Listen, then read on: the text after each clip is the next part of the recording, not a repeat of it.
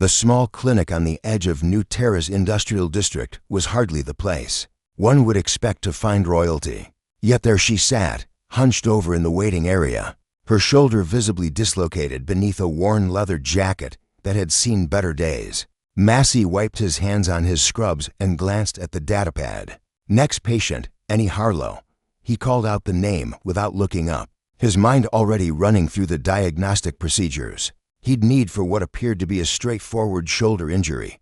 A woman stood, moving with a careful grace that seemed at odds with her obvious pain. She was tall, with striking violet eyes that seemed to hold entire universes within them. Her dark hair was pulled back in a simple ponytail, and dirt smudged her high cheekbones. To Massey, she looked like any other dock worker who'd had an accident during a shift.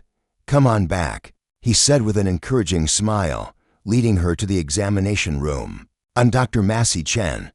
What happened to your shoulder?" Annie's lips quirked in what might have been amusement. "I fell," she said simply, her voice carrying an accent he couldn't quite place. "During my work," Massey nodded, pulling on his examination gloves. He'd heard every excuse in the book working in this neighborhood. People fell, things fell on them, they lifted things wrong. He didn't judge. "All right, let's take a look. This is going to hurt a bit." His fingers probed gently round the joint, and he felt her tense. "Sorry," he murmured. "Definitely dislocated. The good news is I can reduce it right here. No surgery needed." "Have you dislocated this shoulder before?" "Once or twice," Annie admitted, and something in her eyes flickered a memory, perhaps, of battles and conquests that would have made Massey's blood run cold had he known. "You'll want to be careful. Repeat dislocations can cause chronic instability." Massey positioned himself beside her, his hands finding the right grip. "Okay, on 3. 1, 2. He pulled on 2, a trick he'd learned to prevent tensing. There was a distinctive pop as the joint slid back into place. Annie's eyes widened, but she made no sound beyond a sharp intake of breath. "That's impressive," Massey commented, wrapping her shoulder in a supportive bandage. "Most people scream. You've got quite a pain tolerance." "I've had practice," Annie said dryly. As Massey worked, he found himself chatting easily with her, the way he did with all his patients. It helped him relax. "So what do you do, Annie?" "Doc work." "Something like that," she replied, watching his careful ministrations with interest. "I manage things. Logistics, you might say. Important work," Massey said genuinely. "This whole sector runs on good logistics." "There, that should do it. Keep it immobilized for a week.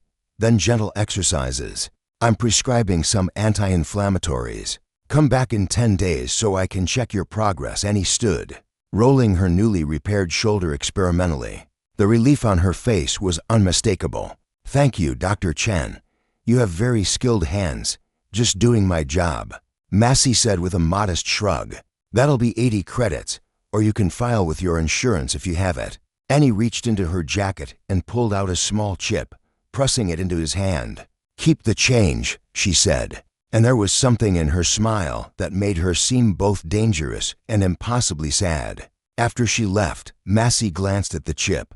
It showed a payment of 80 credits, exactly. He shrugged and returned to his work, already forgetting the violet-eyed woman with the dislocated shoulder. What Massey didn't know, what he couldn't have known, was that the moment Annie walked out of his clinic, a dozen warships uncloaked in orbit above New Terra. The Galactic Council had been tracking Empress Thornheart, the Violet Scourge, the destroyer of worlds, for 3 standard months. They'd lost her trail when her flagship was damaged in the Battle of Kepler 442, forcing her to make an emergency landing on this backwater human colony. Any Empress analyst walked through the streets with purpose now, her shoulder no longer a hindrance.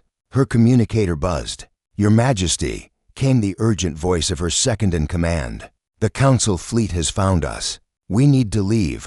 Now." "Acknowledged," she replied coolly. "Prepare for immediate departure.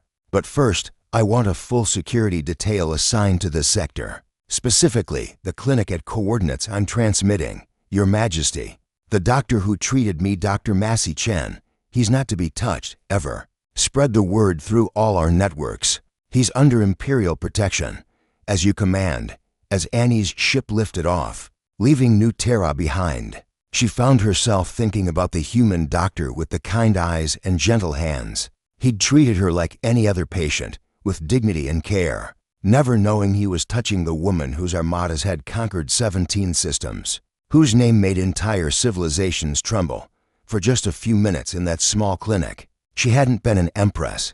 She'd been any Harlow dock worker receiving treatment from a competent, compassionate physician who saw only a patient in need. It was the most peaceful she'd felt in a decade. Massey, meanwhile, saw his next patient, treated a child's broken arm, and went home that evening thinking it had been just another ordinary day. He'd fixed a shoulder, helped someone in pain. That was enough. He never knew that the galaxy's most feared empress had sat in his examination room, or that by healing her shoulder, he'd inadvertently placed himself under the protection of the most powerful military force in known space. He never knew that 3 assassination attempts on him in the following years would be thwarted by invisible guardians he never saw, and he never knew that somewhere in the vastness of space, an empress occasionally rubbed her shoulder and remembered the human doctor who'd treated her with simple kindness, asking for nothing but 80 credits in return.